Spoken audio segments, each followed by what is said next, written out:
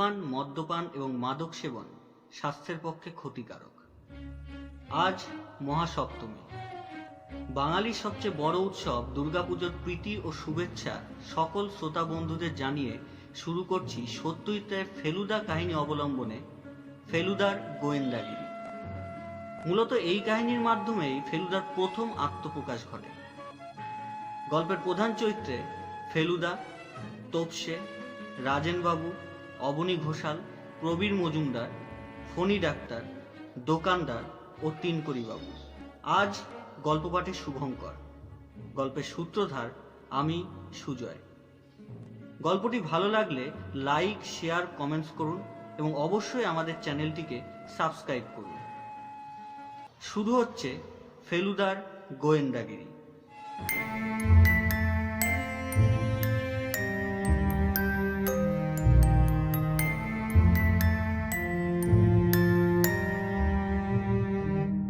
রোজ বিকেলে মেলে আসতে দেখি। মাথার চুল সব পাকা, গায়ের রং ফর্সা, মুখের ভাব হাসি খুশি। পুরনো নেপালি আর তিব্বতী জিনিস টিনিসের যে দোকানটা আছে সেটাই কিছুক্ষণ সময় কাটিয়ে বাইরে এসে বেঞ্চিতে আধ ঘন্টা মতন বসে সন্ধে হব হব হলে জলপাহাড়ে বাড়ি ফিরে যায়। আমি আবার একদিন ওর পেছন পেছন গিয়ে ওর বাড়িটাও দেখে এসেছি। গেটের কাছাকাছি যখন পৌঁছেছি হঠাৎ আমার দিকে ফিরে জিজ্ঞাসা করলেন, কে হে তুমি, পেছনে আছো? আমি বললাম, আমার নাম তপেশ রঞ্জন বোস। তবে এই নাও লজেন্স জুস। বলে পকেট থেকে সত্যিই একটা লেমন ড্রপ বার করে আমায় দিলেন আর দিয়ে বললেন, একদিন সকাল সকাল এসো আমার বাড়িতে, অনেক মুখোশ আছে দেখাবো। সেই রাজেনবাবুর যে এমন বিপদ ঘটতে পারে তা কেউ বিশ্বাস করবে? ফেলুদাকে কথাটা বলতেই সে খ্যাক করে উঠল। পাকামো করিস নে। কার কিভাবে বিপদ ঘটবে না ঘটবে সেটা কি মানুষকে দেখলে বোঝা যায়? আমি দস্তুর মতো রেগে গেলাম। বারে, রাজেনবাবু যে ভালো লোক সেটা বুঝি ওনাকে দেখলে বোঝা যায় না? তুমি তো তাকে দেখোইনি, দার্জিলিংয়ে এসে অবধি তুমি তো বাড়ি থেকেই বেরোওনি। রাজেনবাবু নেপালি বস্তিতে গিয়ে গরিবদের কত সেবা করেছেন জানো? আচ্ছা, বেশ বেশ, এখন বিপদটা কি তাই শুনি। আর তুই তো কচি খোকা, সে বিপদের কথা তুই জানলি কি করে? কচি খোকা অবশ্যই আমি মোটেই না, কারণ আমার বয়স 13.5 বছর। ফেলুদার বয়স আমার ঠিক ডবল। সত্যি বলতে কি, ব্যাপারটা আমার জানার কথা নয়। মেলে বেঞ্চিতে বসেছিলাম, আজ রবিবার, ব্যান্ড বাজবে তাই শুনবো বলে।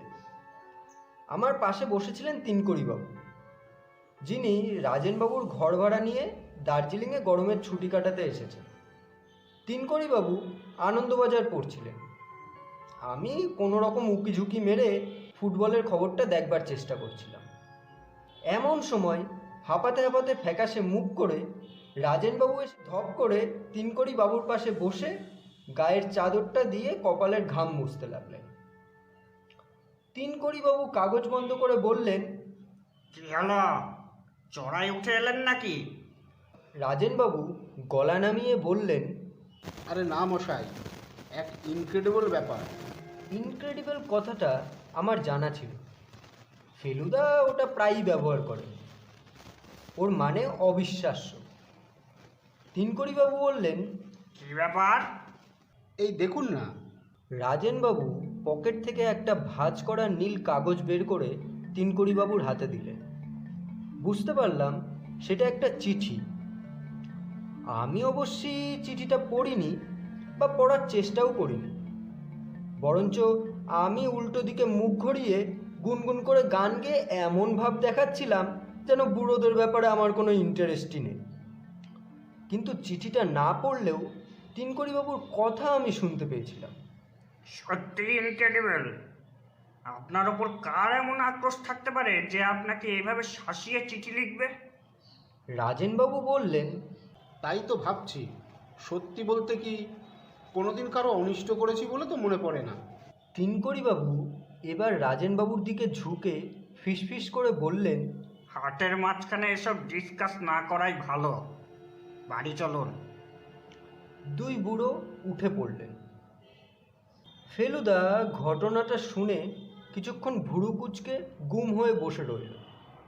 তারপর বলল, তুই তাহলে বলছিস যে একবার তলিয়ে দেখা চলতে পারে? বারে, তুমিই তো রহস্যজনক ঘটনা খুঁজছিলে। বললে অনেক ডিটেকটিভ বই পড়ে তোমারও নাকি ডিটেকটিভ বুদ্ধিটা খুব ধারালো হয়ে উঠেছে। তা তো বটেই। এই ধর, আমি তো আজ মেলায় যাইনি, তবু বলে দিতে পারি যে তুই কোন দিকের বেঞ্চে বসেছিলি। কোন দিক? রাধা রেস্টুরেন্টের ডান পাশের বেঞ্চগুলোর একটাতে। আরে বাস, কি করে বুঝলে? আজ বিকালে রোদ ছিল, তোর বাগালটা রোদে ঝলসেছে, ডান ধারটা ঝলসায়নি। একমাত্র ওই বেঞ্চিগুলোর একটাতে বসলেই পশ্চিমের রোদটা বাগালে পড়ে। ইনক্রেডিবল। যাকে, এখন কথা হচ্ছে রাজেন মজুমদারের বাড়িতে একবার যাওয়া দরকার।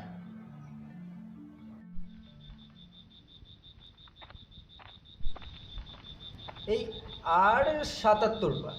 আর যদি না হয়? হবেই ফেলুদা, আমি সেবার গুনেছিলাম। না হলে কাঠটা তো। হ্যাঁ, কিন্তু বেশি জোরে না। জোরে মারলে মাথার ঘিলু এদিক থেকে ওদিক হয়ে যায়। কি আশ্চর্য, ৭৭-এ রাজেনবাবুর বাড়ি পৌঁছালাম না, আরও ২৩ পা গিয়ে তবে ওর বাড়ির গেটের সামনে গিয়ে পড়লাম।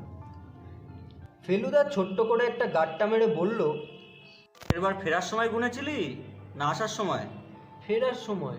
ইডিয়েট, ফেরার সময় তো ঢালে নামতে হয়। তুই নিশ্চয়ই ধাই ধাই করে বড় বড় স্টেপস ফেলেছিলি। তা হবে। নিশ্চয়ই তাই। আর তাই স্টেপস সেবার কম হয়েছিল, এবার বেশি হয়েছে। জোয়ান বয়সে ঢালে নামতে মানুষ বড় বড় পা ফেলে দৌড়ানোর মতো, আর বুড়ো হলে ঢালুর বেলা ব্রেক কষে কষে ছোট ছোট পা ফেলতে হয়, তা নাহলে মুখ থুবড়ে পড়ে। কাছাকাছি কোনো বাড়ি থেকে রেডিওতে গান শোনা যাচ্ছে। ফেলুদা এগিয়ে কলিং বেল টিপল। কি বলবে সেটা ঠিক করেছো ফেলুদা? যা খুশি তাই বলবো। তুই কিন্তু স্পিকটি নট। যতক্ষণ থাকবি এ বাড়িতে একটি কথাও বলবি না। কিছু জিজ্ঞাসা করলেও না? Shut up. একটা নেপালি চাকর এসে দরজা খুলে দিল। আন্দার আইয়ে। বৈঠকখানায় ঢুকলাম। বেশ সুন্দর পুরনো প্যাটার্নের কাঠের বাড়ি। শুনেছি রাজেনবাবু ১০ বছর হলো রিটায়ার করে দার্জিলিংয়ে আছেন। কলকাতায় বেশ নামকরা উকিল ছিলেন। চেয়ার টেবিল ঘরে যা আছে সব বেতের। যেটা সবচেয়ে বেশি চোখে পড়ে সেটা হচ্ছে চারিদিকে দেওয়ালে টাঙানো সব অদ্ভুত দাঁত খিচানো চোখ রাঙানো মুখোশের শাড়ি। আর আছে পুরনো ঢাল, তলোয়ার, ভোজালি, থালা, ফুলদানি এইসব। কাপড়ের ওপর রং করা বুদ্ধের ছবিও আছে। কত পুরনো কে জানে, কিন্তু তাতে যে সোনালি রংটা আছে সেটা এখনো ঝলমল করছে। আমরা দুজন দুটো বেতের চেয়ারে বসলাম। ফেলুদা দেওয়ালের এদিক ওদিক দেখে বলল, পেরেকগুলো সব নতুন, মরচে ধরেনি। ভদ্রলোকের প্রাচীন জিনিসের শখটা বোধহয় বেশি প্রাচীন নয়। রাজেনবাবু ঘরে ঢুকলেন। আমি অবাক হয়ে দেখলাম ফেলুদা উঠে গিয়ে ঢিপ করে একটা পেন নাম ঠুকে বলল, চিনতে পারছেন? আমি জয়কৃষ্ণ মিত্তিরের ছেলে, ফেলু। রাজেনবাবু প্রথমে চোখ কপালে তুললেন, তারপর চোখের দুপাশ কুচকিয়ে একগাল হেসে বললেন, বাবা, কত বড় হয়েছে তুমি! কবে এলে এখানে? বাড়ির সব ভালো? বাবা এসেছেন? ফেলুদা জবাব দিচ্ছে, আর আমি মনে মনে বলছি, কি অন্যায়! এত কথা হলো আর ফেলুদা একবারও বলল না যে সে রাজেনবাবুকে চেনে। এবার ফেলুদা আমার পরিচয়টাও দিয়ে দিল। রাজেনবাবুর মুখ দেখে মনেই হলো না যে এই ৭ দিন আগে আমাকে একটা লজেন জুস দেওয়ার কথা ওনার মনে আছে। ফেলুদা এবার বলল, আপনার খুব প্রাচীন জিনিসের শখ দেখছি। রাজেনবাবু বললেন, হ্যাঁ, এখন তো প্রায় নেশায় দাঁড়িয়েছে। কতদিনের ব্যাপার? এই তো মাস ৬ হবে, কিন্তু এর মধ্যেই অনেক কিছু সংগ্রহ করে ফেলেছি। ফেলুদা এবার একটা গলা খাকরানি দিয়ে আমার কাছ থেকে শোনা ঘটনাটাই শুনিয়ে বলল, আপনি আমার বাবার মামলার ব্যাপারে যেভাবে সাহায্য করেছিলেন, তার প্রতিদানে আপনার এই বিপদে যদি কিছু করতে পারি। রাজেনবাবুর ভাব দেখে মনে হলো তিনি সাহায্য পেলে খুশিই হবেন, কিন্তু তিনি কিছু বলবার আগেই তিনকড়িবাবু ঘরে ঢুকলেন। তার হাঁপানোর বহর দেখে মনে হলো বোধহয় বেরিয়ে ফিরলেন। রাজেনবাবু আমাদের সঙ্গে ভদ্রলোকের আলাপ করিয়ে দিয়ে বললেন, আমার বিশেষ বন্ধু অ্যাডভোকেট জ্ঞানেশ সেন হচ্ছেন। আমি ঘর ভাড়া দেবো শুনে জ্ঞানেশই ওকে সাজেস্ট করে আমার এখানে আসতে। গোড়ায় উনি হোটেলের কথা ভেবেছিলেন। তিনকড়িবাবু হেসে বললেন, আমার ভয় ছিল আমার এই চুরুটের বাতিকটা নিয়ে। এমন তো হতে পারত যে রাজেনবাবু হয়তো চুরুটের গন্ধ সহ্যই করতে পারেন না। তাহলে সেটা আমি আমার প্রথম চিঠিতে লিখে জানিয়ে দিয়েছিলাম। ফেলুদা বলল, আপনি কি বায়ু পরিবর্তনের জন্য এসেছেন? তা বটে, তবে বায়ুর অভাবটা যেন লক্ষ্য করছি বেশি। পাহাড়ের ঠান্ডাটা আর একটু বেশি এক্সপেক্ট করে লোকে। ফেলুদা হঠাৎ বলল, আপনার বোধহয় গান বাজনার শখ। তিনকড়িবাবু অবাক হেসে বললেন, সেটা জানলে কি করে হে? আপনি যখন কথা বলছেন তখন লক্ষ্য করছি যে লাঠির ওপর রাখা আপনার ডান হাতের তর্জনীটা রেডিওর সঙ্গে তালে তাল রেখে যাচ্ছে। রাজেনবাবু হাসতে হাসতে বললেন, মক্ষম ধরেছ, উনি ভালো শ্যামা সঙ্গীত গাইতে পারেন। ফেলুদা এবার বলল, হ্যাঁ, চিঠিটা হাতের কাছে আছে? রাজেনবাবু বললেন, হাতের কাছে কেন, একেবারে বুকের কাছে। রাজেনবাবু কোটের বুক পকেট থেকে চিঠিটা বের করে ফেলুদাকে দিলেন। এইবার সেটা দেখার সুযোগ পেলাম। হাতে লেখা চিঠি নয়, নানান জায়গা থেকে ছাপা বাংলা কথা কেটে কেটে আঠা দিয়ে জুড়ে চিঠিটা লেখা হয়েছে। যা লেখা হয়েছে তা হলো, তোমার অন্যায়ের শাস্তি ভোগ করতে প্রস্তুত হও। ফেলুদা বলল, এই চিঠি কি ডাকে এসেছে? রাজেনবাবু বললেন, হ্যাঁ, লোকাল ডাক বলা বাহুল্য। দুঃখের বিষয় খামটা ফেলে দিয়েছি। দার্জিলিংয়েরই পোস্টমার্ক ছিল, ঠিকানাটাও ছাপা বাংলা কথা কেটে কেটে লেখা। আপনার নিজের কাউকে সন্দেহ হয়? কি আর বলবো বলো, কোনোদিন কারো প্রতি কোনো অন্যায় বা অবিচার করেছি বলে তো মনে পড়ে না। আচ্ছা, আপনার বাড়িতে যাতায়াত করেন এমন কয়েকজনের নাম বলতে পারেন? খুব সহজ, আমি লোকজনের সঙ্গে মিশি কমই। ডাক্তার ফণি মিত্তির আসেন অসুখ বিসুখ হলে। কেমন লোক বলে মনে হয়? ডাক্তার হিসেবে বোধহয় সাধারণ স্তরে, তবে তাতে আমার এসে যায় না, কারণ আমার ব্যারামও সাধারণ। জ্বর সর্দি ছাড়া আর কিছুই হয়নি দার্জিলিং এসে অবধি, তাই ভালো ডাক্তারের প্রয়োজন হয় না। চিকিৎসা করে পয়সা নেন? তা নেন বই কি, আর আমারও তো পয়সার অভাব নেই, মিথ্যে অব্লিগেশনে যাই কেন। আর কে কে আসেন? সম্প্রতি মিস্টার ঘোষাল বলে এক ভদ্রলোকের যাতায়াত। এই দেখো। দরজার দিকে ফিরে দেখি একটা ফর্সা মাঝারি হাইটের স্যুট পরা ভদ্রলোক হাসি মুখে ঘরে ঢুকছেন। আমার নাম শুনলাম মনে হলো যেন। রাজেনবাবু বললেন, এইমাত্র আপনার নাম করা হয়েছে। আপনারও যে আমার মতো পুরনো জিনিসের শখ, সেটাই এই ছেলেটিকে বলতে যাচ্ছিলুম। আপনার সঙ্গে আলাপ করিয়ে দিই। নমস্কার টমস্কারের পর মিস্টার ঘোষাল, পুরো নাম অবনীমোহন ঘোষাল, রাজেনবাবুকে বললেন, আপনাকে আজ দোকানে দেখলুম না, তাই ভাবলাম একবার খোঁজ নিয়ে যায়। রাজেনবাবু বললেন, না, আজ শরীরটা ভালো ছিল না। বুঝলাম রাজেনবাবু চিঠিটার কথা মিস্টার ঘোষালকে বলতে চান না। ফেলুদা মিস্টার ঘোষাল আসার সঙ্গে সঙ্গেই চিঠিটা হাতের তালুর মধ্যে লুকিয়ে ফেলেছে।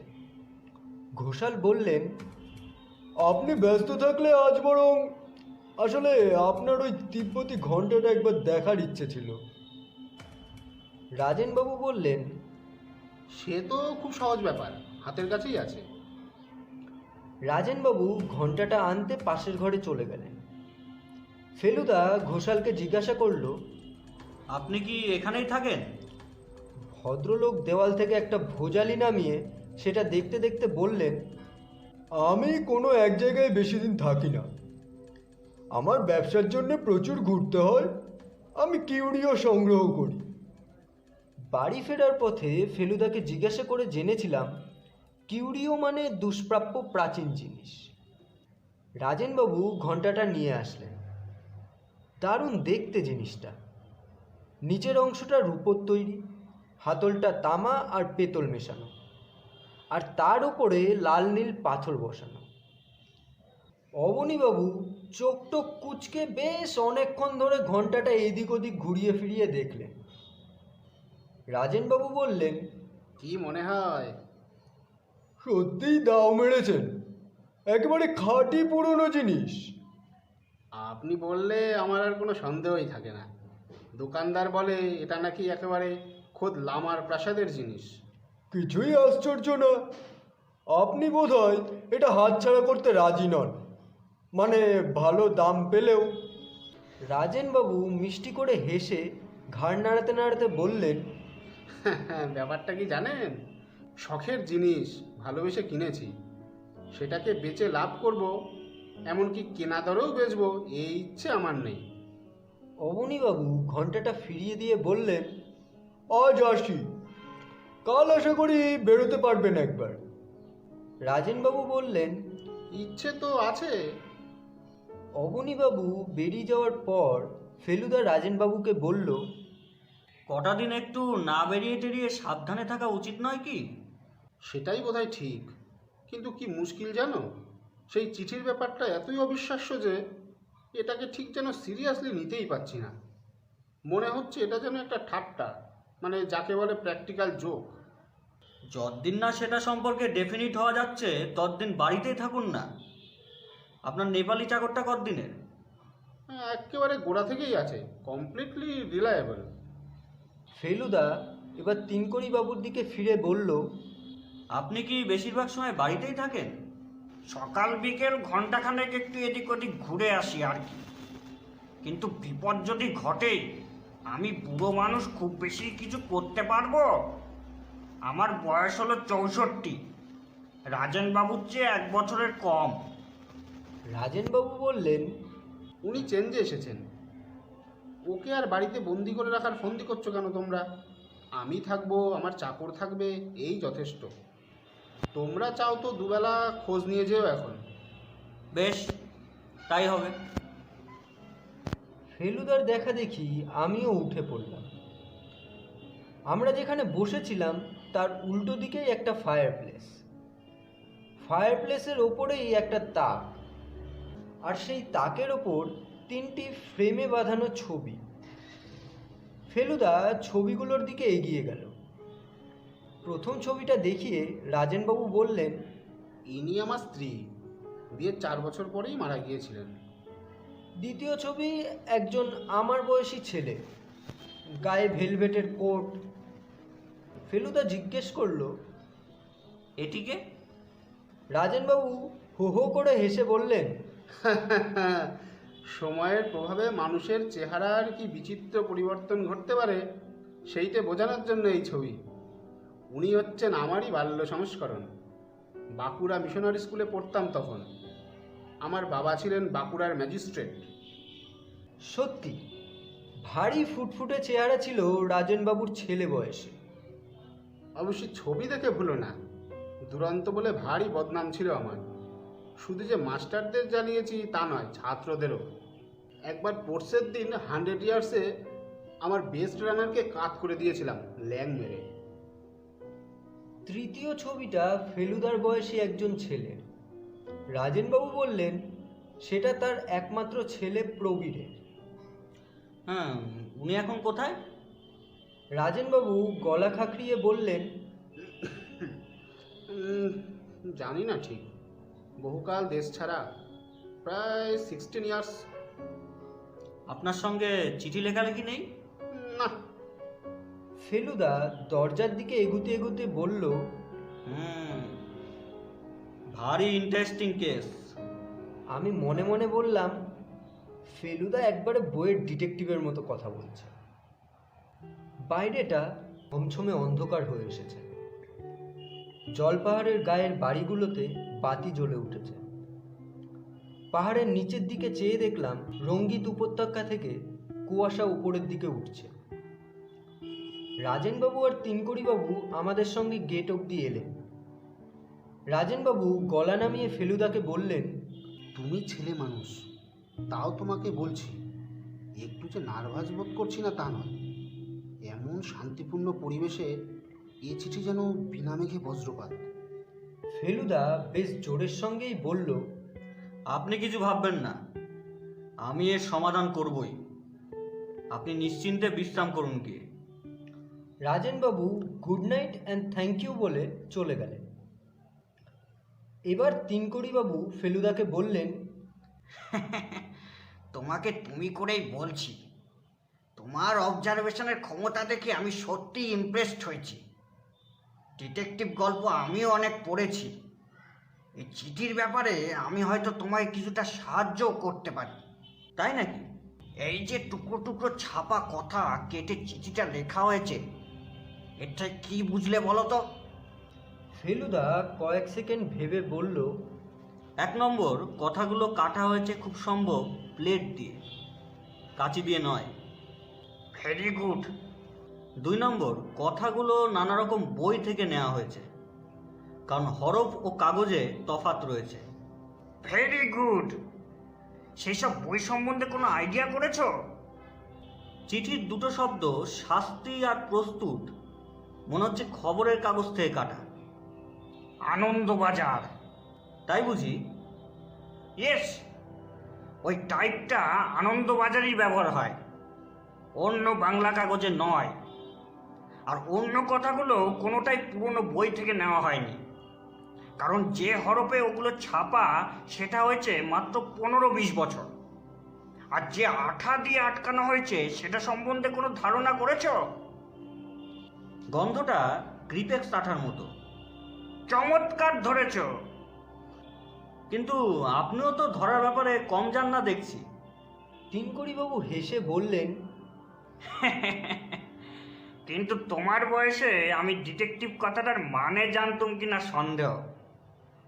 বাড়ি ফেরার পথে ফেলুদা বলল, রাজেনবাবুর মিস্ট্রি সলভ করতে পারবো কিনা জানি না, কিন্তু এই সূত্রে তিনকড়িবাবুর সঙ্গে আলাপটা বেশ ফাও পাওয়া গেল।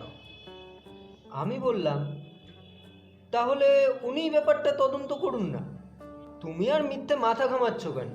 আহা, বাংলা হরফের ব্যাপারটা জানা আছে বলে কি সবই জানবেন নাকি? ফেলুদার কথাটা শুনে বেশ ভালোই লাগলো। ওর মতো বুদ্ধি আশা করি তিনকড়িবাবুর মাথায় নেই। মাঝে মাঝে ফোড়ন দিলে আপত্তি নেই, কিন্তু আসল কাজটা যেন ফেলুদাই করে। আচ্ছা, কাকে অপরাধী বলে মনে হচ্ছে ফেলুদা? কথাটার মাঝখানেই ফেলুদা থেমে গেল। তার দৃষ্টি দেখলাম একজন লোককে ফলো করে পেছনের দিকে ঘুরছে। লোকটাকে দেখলি? কই না তো, মুখ দেখিনি তো। ল্যাম্পের আলোটা পড়লো আর ঠিক মনে হলো। ফেলুদা আবার থেমে গেল। কি মনে হলো ফেলুদা? না, বোধহয় চোখের ভুল। চ, পা চালিয়ে চ, খিদে পেয়েছে। ফেলুদা হলো আমার মাস্তুতো দাদা। ও আর আমি আমার বাবার সঙ্গে দার্জিলিংয়ে বেড়াতে এসে শহরের নিচের দিকে স্যানিটোরিয়ামে উঠেছি। স্যানিটোরিয়াম ভর্তি বাঙালি। বাবা তাদের মধ্যে থেকে সমবয়সী বন্ধু জুটিয়ে নিয়ে তাস টাস খেলে গল্প টল্প করে সময় কাটাচ্ছে। আমি আর ফেলুদা কোথায় যাই কি করি তা নিয়ে বেশি মাথা ঘামান না। আজ সকালে আমার ঘুম থেকে উঠতে একটু দেরি হয়েছে। উঠে দেখি বাবা রয়েছে, কিন্তু ফেলুদার বিছানা খালি। কি ব্যাপার? বাবাকে জিজ্ঞাসা করতে বললেন, ও এসে অবধি কাঞ্চনজঙ্ঘা দেখেনি, আজ দিনটা পরিষ্কার দেখে বোধহয় আগে ভাগে বেরিয়েছে। আমি কিন্তু মনে মনে আন্দাজ করেছিলাম যে ফেলুদা তদন্তের কাজ শুরু করে দিয়েছে, আর সেই কাজেই বেরিয়েছে। কথাটা ভেবে ভারী রাগ হলো। আমাকে বাদ দিয়ে কিছু করার কথা তো ফেলুদার নয়। যা হোক, আমিও মুখটুক ধুয়ে চাটা খেয়ে বেরিয়ে পড়লাম। লেডেনলা রোডে ট্যাক্সি স্ট্যান্ডটার কাছে এসে ফেলুদার সঙ্গে দেখা হয়ে গেল। আমি বললাম, বারে তুমি আমায় ফেলে বেরিয়েছো কেন? শরীরটা ম্যাচ ম্যাচ করছিল, তাই ডাক্তার দেখাতে গেছিলাম। ফণি ডাক্তার? তোরও একটু একটু বুদ্ধি খুলছে দেখছি। দেখলে? 4 টাকা ভিজিট নিল আর একটা ওষুধ লিখে দিল। ভালো ডাক্তার? অসুখ নেই তাও পরীক্ষা করে ওষুধ দিচ্ছে। কেমন ডাক্তার বুঝে দেখ। তারপর বাড়ির যা চেহারা দেখলাম, তাতে পসার যে খুব বেশি তাও মনে হয় না। তাহলে উনি কখনোই চিঠিটা লেখেননি। কেন? গরিব লোকের অত সাহস হয়? তা টাকার দরকার হলে হয় বই কি। কিন্তু চিঠিতে তো কোনো টাকা চাইনি। আরে ওইভাবে খোলাখুলি বুঝি কেউ টাকা চায়? তবে রাজেনবাবুর অবস্থা কাল কীরকম দেখলি বলতো? কেমন যেন ভীতু ভীতু। ভয় পেয়ে মনের অসুখ হতে পারে, জানিস? হ্যাঁ, তা তো পারে। আর মনের অসুখ থেকে শরীরের অসুখ? তাও হয় বুঝি? ইয়েস। আর শরীরের অসুখ হলে ডাক্তার ডাকতে হবে, সেটা আশা করি তোর মতো ক্যাবলারও জানা আছে। ফেলুদার বুদ্ধি দেখে আমার প্রায় নিঃশ্বাস বন্ধ হয়ে এলো। অবশ্যই ফণি ডাক্তার যদি সত্যই এসব ভেবে টেবে চিঠি লিখে থাকেন, তাহলে ওর বুদ্ধিও সাংঘাতিক বলতে হবে। ম্যালের মুখে ফোয়ারার কাছাকাছি যখন এসেছি, ফেলুদা বলল, কিউরিও সম্বন্ধে একটা কিউরিওসিটি বোধ করছি। কিউরিওর মানে আগেই শিখেছিলাম, আর কিউরিওসিটি মানে যা কৌতূহল, সেটা স্কুলেই শিখেছি। আমাদের ঠিক পাশেই নেপাল কিউরিও শপ। রাজেনবাবু আর অবনীবাবু এখানেই আসেন। ফেলুদা শটান দোকানের ভেতর গিয়ে ঢুকল। দোকানদারের গায়ে ছাই রঙের কোট, গলায় মাফলার আর মাথায় সোনালি কাজ করা টুপি। ফেলুদাকে দেখে হাসি হাসি মুখ করে এগিয়ে এলো। দোকানের ভেতরটা পুরনো জিনিসপত্রে গিজগিজ করছে, আলোও বেশি নেই, আর গন্ধটাও যেন সেকেলে। ফেলুদা এদিক ওদিক দেখে গম্ভীর গলায় বলল, ভালো পুরনো থাঙ্কা আছে? এই পাশের ঘরে আসুন, ভালো জিনিস সব বিক্রি হয়ে গেছে, তবে নতুন মাল কিছু আসছে। পাশের ঘরে যাবার সময় আমি ফেলুদার কানের কাছে মুখ নিয়ে গিয়ে বললাম, থাঙ্কা কি জিনিস? ফেলুদা দাঁতে দাঁত চেপে বলল, একটাই তো পাবি। পাশের ঘরটা আরও ছোট, যাকে বলে একেবারে ঘুপচি।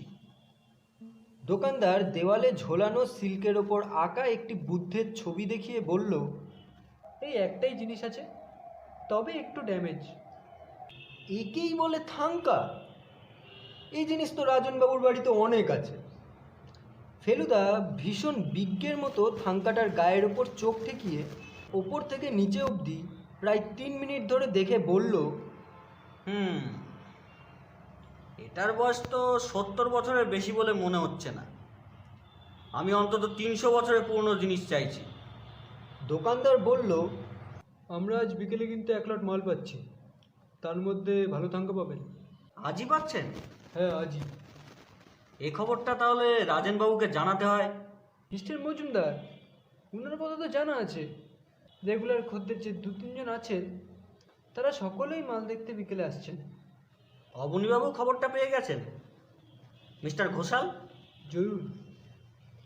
আর বড় খদ্দের কি আছে আপনাদের? আর আছেন মিস্টার গিলমোর, চা বাগানের ম্যানেজার, আর মিস্টার নাওলাকা, উনি এখন সিকিমে। বাঙালি আর কেউ নেই? না স্যার। আচ্ছা, দেখি বিকেলে যদি একবার ঢু মারতে পারি। তারপর আমার দিকে ফিরে বলল, তপসে, তুই একটা মুখোশ চাস? তোপসে যদিও আমার আসল ডাকনাম নয়, তবু ফেলুদা তপেস থেকে ওই নামটাই করে নিয়েছে। মুখোশের লোভ কি আর সামলানো যায়? ফেলুদা নিজেই একটা বাছাই করে আমাকে কিনে দিয়ে বলল, এইটাই সবচেয়ে হরেন্ডাস। কি বলিস? ফেলুদা বলে, হরেন্ডাস বলে কোনো কথা নেই। ট্রিমেন্ডাস মানে সাংঘাতিক, আর হরিবল মানে বিভৎস। এই দুটো একসঙ্গে বোঝাতে নাকি কেউ কেউ হরেন্ডাস ব্যবহার করে।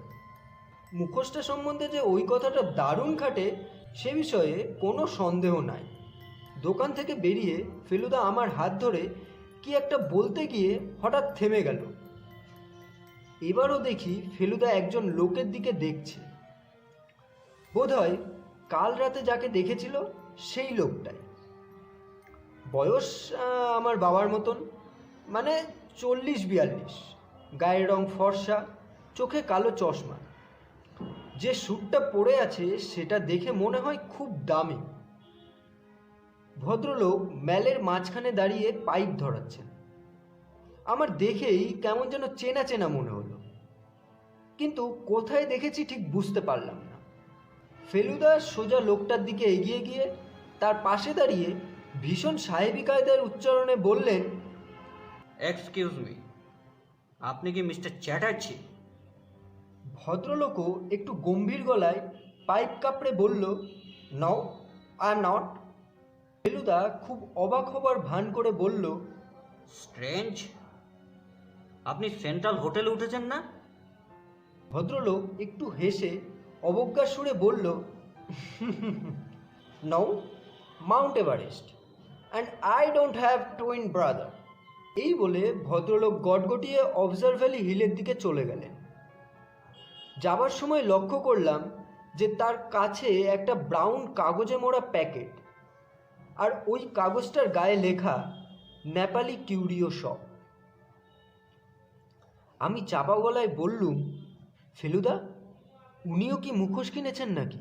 তা কিনতে পারে, মুখোশটা তো আর তোর আমার একচেটিয়া নয়। চ কেভেন্টার্সে গিয়ে একটু কফি খাওয়া যাক। কেভেন্টার্সের দিকে যেতে যেতে ফেলুদা বলল, লোকটাকে চিনলি? আমি বললাম, তুমিই চিনলে না? আমি আর কি করে চিনি বলো? তবে চেনা চেনা লাগছিল। আমি চিনলাম না? বারে, কোথায় চিনলে? ভুল নাম বললে যে। তোর যদি এতটুকু সেন্স থাকে, ভুল নাম বলেছি হোটেলের নামটা বের করার জন্য, সেটাও বুঝলি না? লোকটার আসল নাম কি জানিস? কি? প্রবীর মজুমদার। ওহো, হ্যাঁ হ্যাঁ, ঠিক বলেছ, রাজেনবাবুর ছেলে, তাই না? যার ছবি রয়েছে তাকের ওপর। অবশ্যই বয়সটা এখন অনেক বেড়ে গেছে তো। শুধু যে চেহারায় মিল তা নয়, গালের আঁচিলটা নিশ্চয়ই তুই লক্ষ্য করেছিস। আসল কথাটা হচ্ছে ভদ্রলোকের জামা কাপড় সব বিলিতি। স্যুট লন্ডনের, টাই প্যারিসের, জুতো ইটালিয়ান, এমনকি রুমালটা পর্যন্ত বিলিতি। সত্য বিলেত ফেরত, সে বিষয়ে কোনো সন্দেহ নেই। কিন্তু ওর ছেলে এখানে রয়েছে, সে খবর রাজেনবাবু জানেন না? বাপ যে এখানে রয়েছে সেটা ছেলে জানে কিনা সেটাও খোঁজ নিয়ে দেখা দরকার। রহস্য ক্রমেই ঘনিয়ে আসছে। এই কথাটা ভাবতে ভাবতে কেভেন্টারের দোকানে পৌঁছালাম। দোকানের ছাদে যে বসবার জায়গাটা আছে সেটা আমার ভীষণ ভালো লাগে। চারিদিকে দার্জিলিং শহরটা, আর ওই নিচে বাজারটা দারুণ ভালো দেখায়। ছাদে উঠে দেখি কোণের টেবিলটায় চুরুট হাতে তিনকড়িবাবু বসে কফি খাচ্ছেন। ফেলুদাকে দেখতে পেয়েই হাত তুলে তার টেবিলে গিয়ে বসতে বললেন আমাদের। আমরা তিনকড়িবাবুর দুদিকে দুটো টিনের চেয়ারে বসলাম। তিনকড়িবাবু ফেলুদাকে বললেন, ডিটেকশনে তোমার পারদর্শিতা দেখে খুশি হয়ে আমি তোমাদের দুজনকে দুটো হট চকলেট খাওয়াবো, আপত্তি আছে? হট চকলেটের নাম শুনেই আমার জিভে জল এসে গেল। তিনকড়িবাবু তুড়ি মেরে একটা বেয়ারাকে ডাকলেন। বেয়ারা এসে অর্ডার নিয়ে গেল পর তিনকড়িবাবু কোটের পকেট থেকে একটা বই বার করে ফেলুদাকে দিয়ে বললেন, এই নাও, একটা এক্সট্রা কপি ছিল, আমার লেটেস্ট বই, তোমায় দিলুম। বইয়ের মলাটটা দেখে ফেলুদার মুখটা হা হয়ে গেল। আপনার বই মানে? আপনার লেখা? আপনি গুপ্তচর নাম দিয়ে লেখেন? তিনকড়িবাবু আধবোজা চোখে অল্প হাসি হেসে মাথা নেড়ে হ্যাঁ বললেন। ফেলুদার অবাক ভাব যেন আরও বেড়ে গেল। সে কি, আপনার সবকটা উপন্যাস যে আমার পড়া? বাংলায় আপনার ছাড়া আর কারুর রহস্য উপন্যাস আমার ভালো লাগে না। Thank you, thank you. ব্যাপারটা কি জানো, এখানে একটা প্লট মাথায় নিয়ে লেখার জন্যই এসেছিল। এখন দেখছি বাস্তব জীবনের রহস্য নিয়ে মাথা কামিয়ে ছুটিটা ফুরিয়ে গেল। আমার সত্যি দারুণ লাগ আপনার সঙ্গে এভাবে আলাপ হয়ে গেল। দুঃখের বিষয়, আমার ছুটির মেয়াদটা সত্যি ফুরিয়ে এসেছে। কাল সকালে চলে যাচ্ছি আমি। আশা করছি যাবার আগে তোমাদের আরও কিছুটা হেল্প করে দিয়ে যেতে পারবো।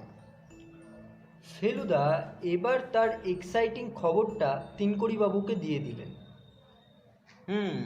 রাজেনবাবুর ছেলেকে আজ দেখলাম। বলো কি হে? এই 10 মিনিট আগে। তুমি ঠিক বলছো? চিনতে পেরেছো তো ঠিক? 14 আনা শিওর। মাউন্ট এভারেস্ট হোটেলে গিয়ে খোঁজ করলে বাকি 2 আনাও পেয়ে যাবেন বোধহয়। তিনকড়িবাবু হঠাৎ একটা দীর্ঘশ্বাস ফেলে বললেন, হ্যাঁ,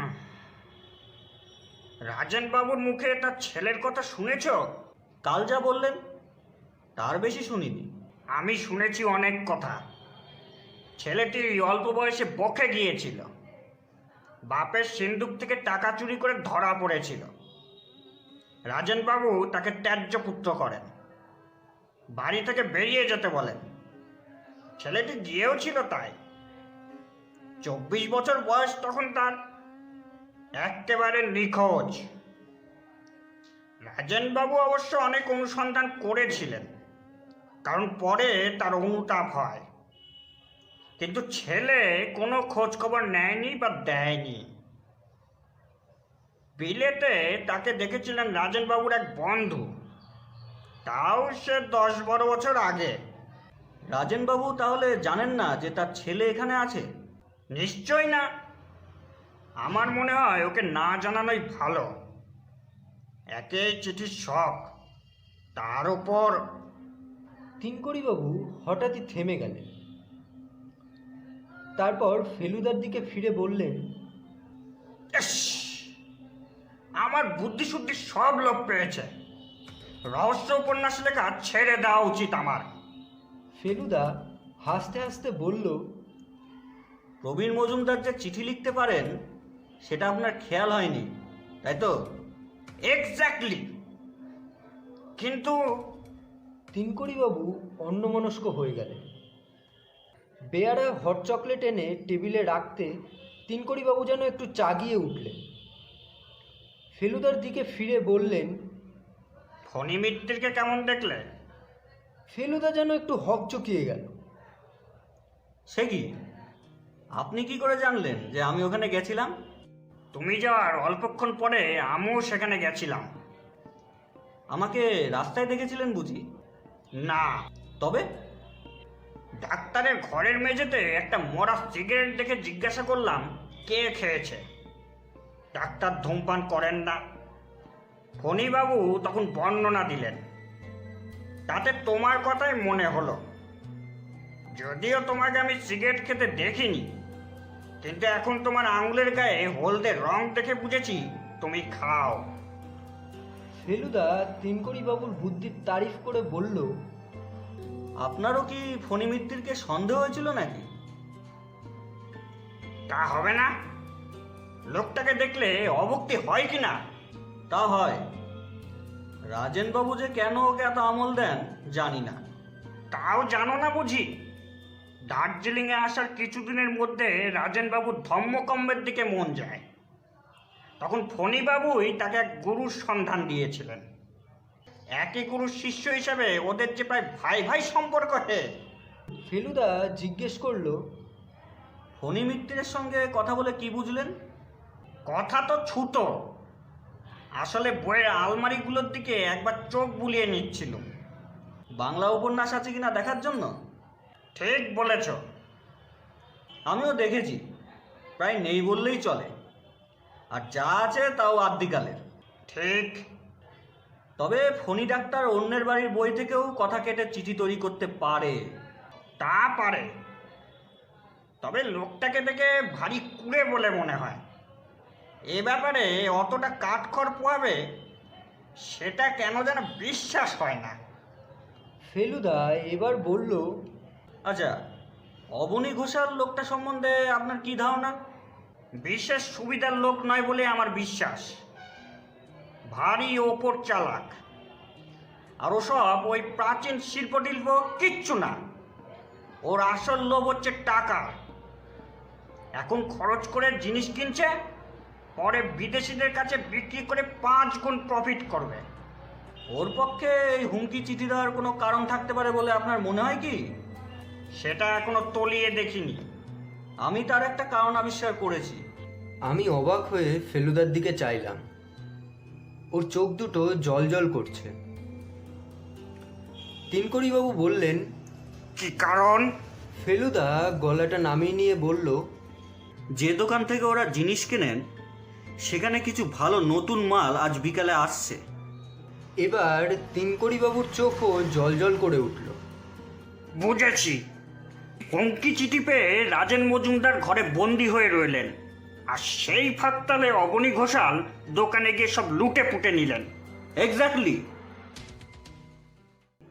তিনকড়িবাবু চকলেটের পয়সা দিয়ে উঠে পড়লেন। আমরা দুজনেও উঠলাম। উৎসাহে আর উত্তেজনায় আমার বুকটা টিপটিপ করছিল। অবনী ঘোষাল, প্রবীর মজুমদার আর ফণি মিত্তির তিনজনকেই তাহলে সন্দেহ করার কারণ আছে। 15 মিনিটের মধ্যেই মাউন্ট এভারেস্ট হোটেলে গিয়ে ফেলুদা সেই খবরটাও জেনে নিল। প্রবীর মজুমদার বলে একজন ভদ্রলোক হোটেলের 16 নম্বর ঘরে 5 দিন হলো এসে রয়েছেন। বিকেলের দিকে রাজেনবাবুর বাড়িতে যাওয়ার কথা ফেলুদা বলেছিল। দুপুর থেকে মেঘলা করে 4টে নাগাদ তেড়ে বৃষ্টি নামলো। আকাশের চেহারা দেখে মনে হলো বৃষ্টি সহজে থামবে না। ফেলুদা সারাটা সন্ধে খাতা পেন্সিল নিয়ে কী সব যেন হিসেব করল। আমার ভীষণ জানতে ইচ্ছা করছিল কি লিখছে, কিন্তু জিজ্ঞেস করতে সাহস হলো না। শেষটায় আমি তিনকড়িবাবুর বইটা নিয়ে পড়তে আরম্ভ করলাম। দারুণ থ্রিলিং গল্প। পড়তে পড়তে রাজেনবাবুর চিঠির ব্যাপারটা মন থেকে প্রায় মুছেই গেল। 8টা নাগাদ বৃষ্টি থামল, কিন্তু তখন এত শীত যে বাবা আমাদের বেরোতেই দিলেন না। পরদিন ভোরবেলা ফেলুদার ধাক্কার চোটে ঘুম ভাঙল। ওঠ ওঠ, এই তপসে ওঠ। আমি ধর্মড়িয়ে উঠে পড়লাম। ফেলুদা কানের কাছে মুখ এনে দাঁতের দাঁত চেপে এক নিঃশ্বাসে বলে গেল, রাজেনবাবুর নেপালি চাকরটা এসেছিল, বলল বাবু এখনই যেতে বলেছেন, বিশেষ দরকার। তুই যদি যেতে চাস তো। সে আর বলতে। 15 মিনিটের মধ্যে তৈরি হয়ে রাজেনবাবুর বাড়িতে পৌঁছে দেখি তিনি ফ্যাকাশে মুখ করে খাটে শুয়ে আছেন। ফণি ডাক্তার তার নাড়ি টিপে খাটের পাশটায় বসে আছে, আর তিনকড়িবাবু এই শীতের মধ্যেও একটা হাত পাখা নিয়ে মাথার পেছনটায় দাঁড়িয়ে হাওয়া করছেন। ফণিবাবুর নাড়ি দেখা হলে পর রাজেনবাবু যেন বেশ কষ্ট করেই জোরে একটা নিঃশ্বাস নিতে নিতে বললেন, কাল রাত্রে 12টার কিছু পরে ঘুম ভাঙতে বিদ্যুতের আলোয় আমার মুখের সামনে I saw A masked face. Must face? মুখোশ পড়া মুখ? রাজেনবাবু দম নিলেন। ফণি মিত্তির দেখলাম একটা প্রেসক্রিপশন লিখছে। রাজেনবাবু বললেন, দেখে এমন হলো যে চিৎকারও বেরোলো না গলা দিয়ে। রাতটা যে কিভাবে কেটেছে তা বলতে পারি না। ফেলুদা বলল, আপনার জিনিসপত্র কিছু চুরি যায়নি তো? রাজেনবাবু বললেন, না, তবে আমার বিশ্বাস আমার বালিশের তলা থেকে আমার চাবির গোছাটা নিতেই সে আমার উপর ঝুঁকেছিল। ঘুম ভেঙে যাওয়াতে জানালা দিয়ে লাফিয়ে উহ, হরিবল হরিবল। ফণি ডাক্তার বললেন, আপনি উত্তেজিত হবেন না, আপনাকে একটু ঘুমের ওষুধ দিচ্ছি, আপনার কমপ্লিট বেড রেস্টের দরকার। ফণিবাবু উঠে পড়লেন। ফেলুদা হঠাৎ বলল, ফণিবাবু কাল রাত্রে রুগী দেখতে গেছিলেন বুঝি? ওটের পিছনে কাদা ছিটে লাগলো কি করে? ফণিবাবু তেমন কিছু না ঘাবড়িয়ে বললেন, ডাক্তারের লাইফ তো জানেনি, আর্তের সেবায় যখন জীবনটাই উৎসর্গ করেছি, তখন ডাক যখনই আসুক না কেন বেরোতেই হবে। সে ঝড়ই হোক আর বৃষ্টিই হোক আর বরফই পড়ুক। ফণিবাবু তার পাওনা টাকা নিয়ে চলে গেলেন। রাজেনবাবু এবার সোজা হয়ে উঠে বসে বললেন, তোমরা আসাতে অনেকটা সুস্থ বোধ করছি। বেশ খানিকটা ঘাবড়ে গেছিলাম জানো। এবার বোধহয় বৈঠকখানায় গিয়ে একটু বসা চলতে পারে। ফেলুদা আর তিনকড়িবাবু হাত ধরাধরি করে রাজেনবাবুকে বৈঠকখানায় এনে বসালেন। তিনকড়িবাবু বললেন, স্টেশনে ফোন করেছিলাম, যদি যাওয়াটা দুদিন পেছনো যায়। রহস্যের সমাধান না করে যেতে মন চাইছে না, কিন্তু ওরা বললে এর টিকিট ক্যান্সেল করলে 10 দিনের আগে বুকিং পাওয়া যাবে না। এটা শুনে আমার ভালোই লাগলো। আমি চাইছিলাম ফেলুদা একাই ডিটেকটিভের কাজটা করুক। তিনকড়িবাবু যেন ফেলুদার অনেকটা কাজ আগে আগেই করে দিচ্ছিলেন। রাজেনবাবু বললেন, আমার চাকরটার পাহারা দেবার কথা ছিল, কিন্তু আমি নিজেই কাল 10টার সময় তাকে ছুটি দিয়ে দিয়েছি। ওর বাড়িতে খুব অসুখ, বুড়ো বাপ আছে, তার এখন তখন অবস্থা। ফেলুদা বলল, মাছটা কেমন ছিল মনে আছে? রাজেনবাবু বললেন, খুবই সাধারণ নেপালি মুখোশ। দার্জিলিং শহরেই অন্তত আরও 300-400 খোঁজ করলে পাওয়া যাবে। আমার এই ঘরেই তো আরও 5খানা রয়েছে, ওই যে দেখো না। রাজেনবাবু যে মুখোশটার দিকে আঙুল দেখালেন, ঠিক সেই জিনিসটাই কাল ফেলুদা আমার জন্য কিনে দিয়েছে। তিনকড়িবাবু এতক্ষণ বেশি কথা বলেননি। এবার বললেন, আমার মনে হয় বোধহয় পুলিশে একটা খবর দেওয়া উচিত। একটা প্রোটেকশনেরও তো দরকার। কাল যা ঘটেছে তারপরে তো আর ব্যাপারটাকে ঠাট্টা বলে নেওয়া চলে না। হ্যালো বাবু, তুমি তোমার নিজের ইচ্ছা মতো তদন্ত চালিয়ে যেতে পারো, তাতে তোমায় কেউ বাধা দেবে না। কিন্তু আমি সব দিক বিবেচনা করে বলছি, এবার পুলিশের সাহায্য নেওয়া দরকার। আমি বরং যাই, গিয়ে একটা ডায়েরি করে আসি। প্রাণের ভয়ে আছে বলে মনে হয় না, তবে রাজেনবাবু আপনার ঘন্টাটা একটু সাবধানে রাখবেন। আমরা যখন উঠছি তখন ফেলুদা রাজেনবাবুকে বলল, তিনকড়িবাবু তো চলে যাচ্ছেন, তার মানে আপনার একটা ঘর খালি হয়ে যাচ্ছে। তা আমরা যদি আজ রাতটা ও ঘরে এসে থাকি, তাহলে আপনার কোনো আপত্তি আছে কি? রাজেনবাবু বললেন, মোটেই না। আপত্তি কি? তুমি তো হলে আমার প্রায় আত্মীয়ের মতো। আর সত্যি কথা বলতে কি, যত বুড়ো হচ্ছি তত যেন সাহসটা কমে আসছে। ছেলে বয়সে দুরান্ত হলে নাকি বুড়ো বয়সে মানুষ মেদা মেরে যায়। তিনকড়িবাবুকে ফেলুদা বলল স্টেশনে ওকে সি অফ করতে যাবে। ফেরার পথে যখন নেপালি কিউরিও শপের পাশ দিয়ে যাচ্ছি, তখন আমাদের দুজনেরই চোখ গেল দোকানের ভিতর। দেখলাম দুজন ভদ্রলোক দোকানের ভিতর জিনিসপত্র দেখছে আর পরস্পরের সঙ্গে কথা বলছে। দেখে মনে হলো দুজনেরই অনেক দিনের আলাপ। একজন অবনী ঘোষাল আর একজন প্রবীর মজুমদার। আমি ফেলুদার দিকে চাইলাম। তার মুখের ভাব দেখে মনে হলো না সে কোনো আশ্চর্য জিনিস দেখছে। 10:30টার সময় স্টেশনে গেলাম তিনকড়িবাবুকে গুড বাই করতে। উনি এলেন আমাদের 5 মিনিট পর। চড়াই উঠে উঠে পায়ে ব্যথা হয়ে গেছে, তাই আস্তে হাঁটতে হলো। সত্যি ভদ্রলোক একটু খোঁড়া ছিলেন। নীল রঙের ফার্স্ট ক্লাস কামরায় উঠে তিনকড়িবাবু তার অ্যাটাচি কেস খুলে একটা ব্রাউন কাগজের প্যাকেট ফেলুদাকে দিলেন। এটা কিন্তু একটু সময় লাগলো। রাজেনবাবু তার কিউরিওর দোকানে যেতে পারলেন না, অথচ কাল সত্যি অনেক ভালো জিনিস এসেছে। তার থেকে একটি সামান্য জিনিস বাছাই করে ওর জন্য এনেছি। তোমরা আমার নাম করে শুভেচ্ছা জানিয়ে ওকে দিয়ে দিও। ফেলুদা প্যাকেটটা নিয়ে বলল, আপনার ঠিকানা দিয়ে গেলেন না? মানে মিষ্টিটা সলভ করে আপনাকে জানিয়ে দেবো ভেবেছিলাম। তিনকড়িবাবু বললেন, আমার প্রকাশকের ঠিকানাটা আমার বইতেই পাবে। তার কেয়ারে চিঠি লিখলেই চিঠি আমার কাছে পৌঁছে যাবে। Good luck. ট্রেন ছেড়ে দিল।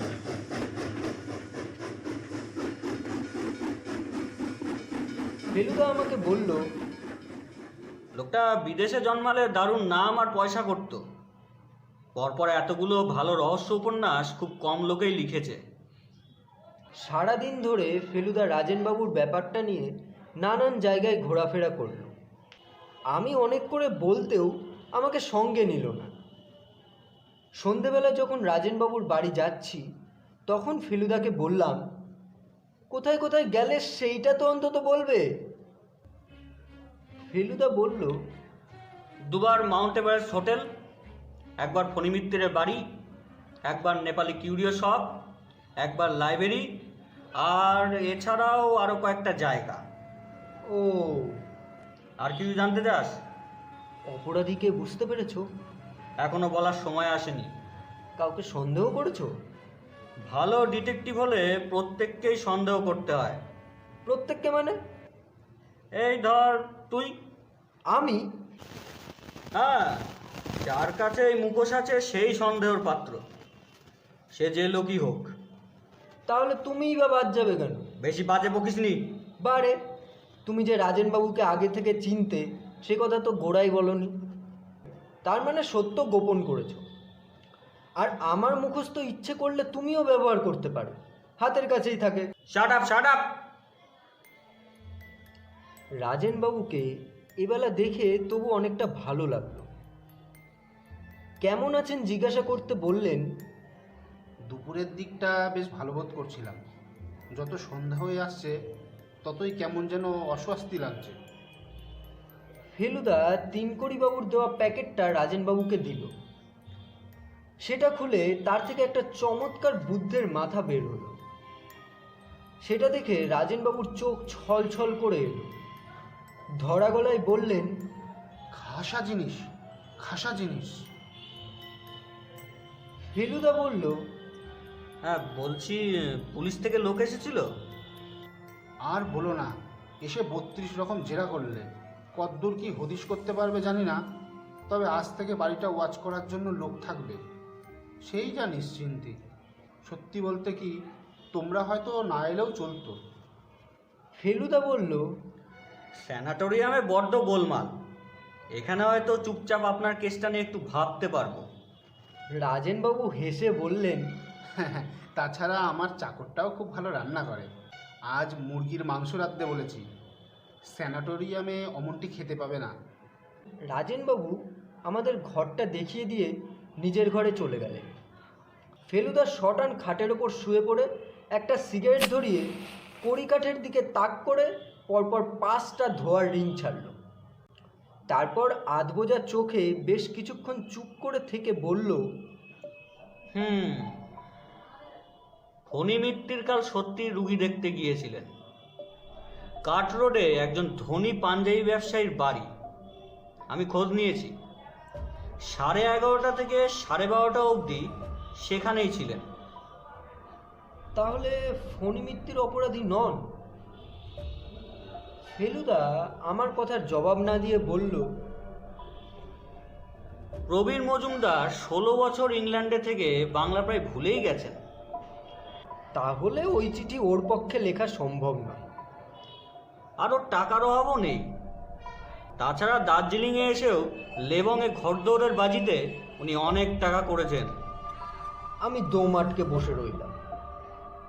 ফেলুদার আরও কিছু বলার আছে সেটা বুঝতে পারছিলাম। আধ খাওয়া সিগারেটটা ক্যারামের গুটি মারার মতো করে প্রায় 10 হাত দূরের জানালা দিয়ে বাইরে ফেলে দিয়ে ফেলুদা বলল, আর চা বাগানের গিলমোর সাহেব দার্জিলিংয়ে এসেছে। প্লান্টার্স ক্লাবে গিয়ে ওর সঙ্গে দেখা করেছিলাম।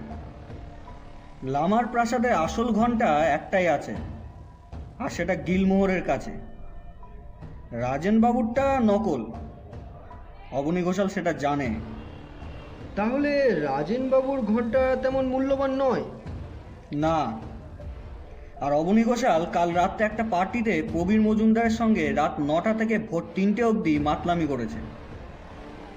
ও, আর মুখোশ পরা লোকটা এসেছিল 12টার কিছু পরেই? হ্যাঁ। আমার বুকের ভেতরটা কেমন খালি খালি লাগছিল। বললাম, তাহলে? ফেলুদা কিছু না বলে একটা দীর্ঘ নিঃশ্বাস ফেলে খাট থেকে উঠে পড়ল। ওর ভুরু দুটো যে এতটা কুঁচকোতে পারে তা আমার জানাই ছিল না।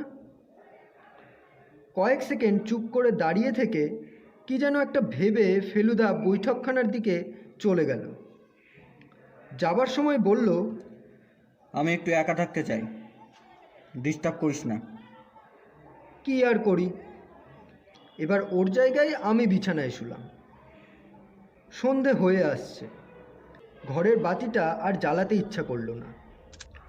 খোলা জানলা দিয়ে অবজারভেটলি হিলের দিকটায় অন্যান্য বাড়ির আলো দেখতে পাচ্ছিলাম। বিকেলে ম্যাল থেকে একটা গোলমালের শব্দ পাওয়া যায়, এখন সেটা মিলিয়ে আসছে। একটা ঘোড়ার খুঁড়ের আওয়াজ পেলাম, দূর থেকে কাছে এসে আবার মিলিয়ে গেল। সময় চলে যাচ্ছে, ঘরের ভেতরটা এখন আরও অন্ধকার।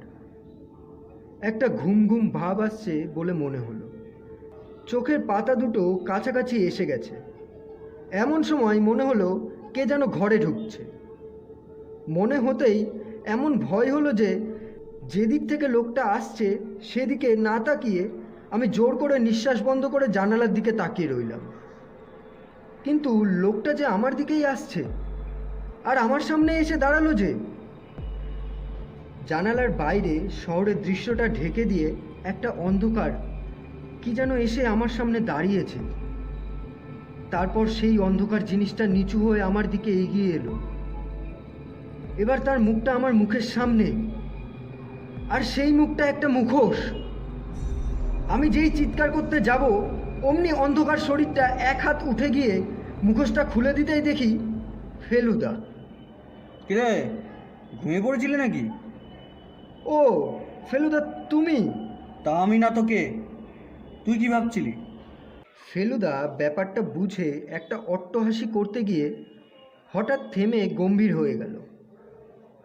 তারপর খাটের পাশটায় বসল, বলল, রাজেনবাবুর মুখোশগুলো সবকটা পরে দেখেছিলাম, তুই এইটা একবার পড়তো। ফেলুদা আমাকে মুখোশটা পরিয়ে দিল। অস্বাভাবিক কিছু লাগছে কি? কই না তো, আমার পক্ষে একটু বড়, এই যা। আর কিচ্ছু না? ভালো করে ভেবে দেখ তো। একটু একটু যেন গন্ধ। কিসের গন্ধ? চুরুট। ফেলুদা মুখোশটা খুলে নিয়ে বলল, এক্স্যাক্টলি। আমার বুকের ভিতরটা আবার টিপ টিপ করছিল।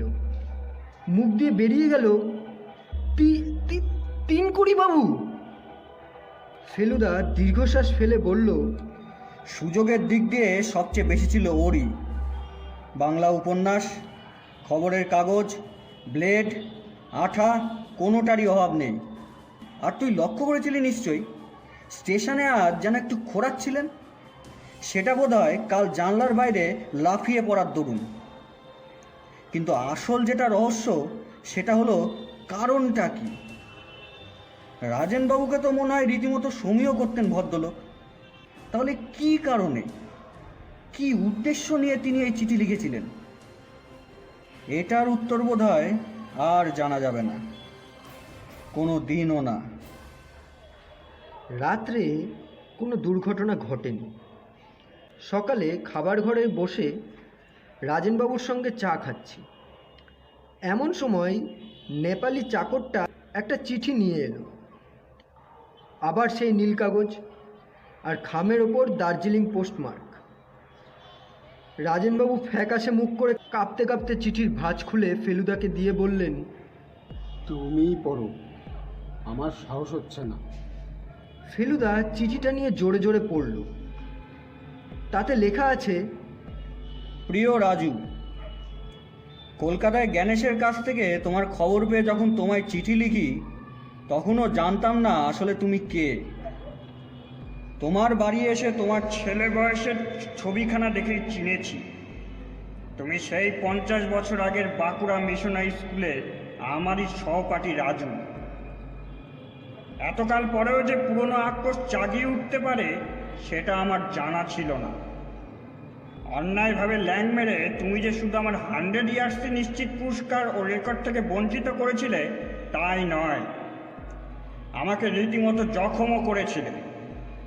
বাবা বদলি হলেন তখনই, তাই তোমার সঙ্গে বোঝাপড়াও হয়নি। আর তুমিও আমার মন আর শরীরের কষ্টের কথা জানতে পারোনি। 3 মাস পায়ে প্লাস্টার লাগিয়ে হাসপাতালে পড়েছিলাম। এখানে এসে তোমার জীবনের শান্তিময় পরিপূর্ণতার ছবি আমাকে অশান্ত করেছিল। তাই তোমার মনে খানিকটা সাময়িক উদ্বেগের সঞ্চার করে তোমার সেই প্রাচীন অপরাধের শাস্তি দিলাম। শুভেচ্ছা নিও। এতে তেনো, সে তেনকরি মুখোপাধ্যায়।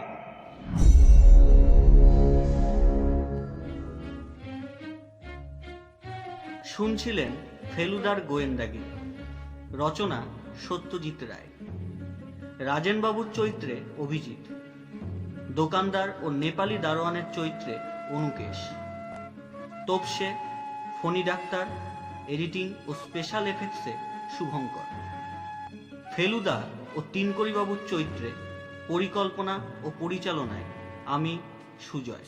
আগামী সপ্তাহে ঠিক এই সময় আরও একটি ভিন্ন স্বাদের গল্প নিয়ে হাজির হবে ফ্রাইডে ফান্ডার।